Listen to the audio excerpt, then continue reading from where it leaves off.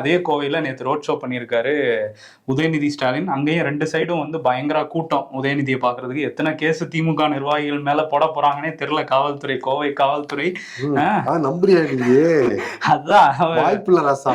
ஆமா, அதான் வந்துட்டு இப்ப அவர் ரோட் ஷோ பண்ணி போய் அங்க சர்வதேச ஹாக்கி மைதானம் ஒண்ணு அமைக்கிறாங்க, அதுக்கான அடிக்கல் நாட்டு விழா. அதே மாதிரி வந்து இன்னொரு பக்கம் இதையும் பண்ணியிருக்காங்க, நிறைய நலத்திட்ட உதவிகள்லாம் கொடுத்துருக்காங்க.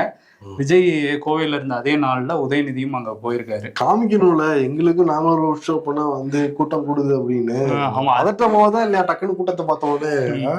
மத்திய எரிசக்தி துறையில இருந்து ஓஎன்ஜிசிக்கு ஒரு அனுமதி கொடுக்கப்பட்டிருக்கு. கன்னியாகுமரியில கடல் பகுதியை ஒட்டின ஒரு 3 இடங்கள்ல ஆழ்கடல்ல போய் எண்ணெய் எரிவாயு எடுக்கிறதுக்கான அனுமதி கொடுத்துருக்காங்க. சென்னைக்கு பக்கத்துலயும் கடலுக்குள்ள ஆழ்கடல்ல போய் இந்த மாதிரியே எரிவாயு எண்ணெய் எல்லாம் எடுக்கிறதுக்கான அனுமதி வந்து கொடுக்கப்பட்டிருக்கு. இதுக்கு முதல் எதிர்ப்பு தமிழ்நாட்டுல இருந்து யாரு கொடுத்துருக்காங்கன்னா ராமதாஸ் வந்து ஒரு அறிக்கையோட வந்திருக்காரு.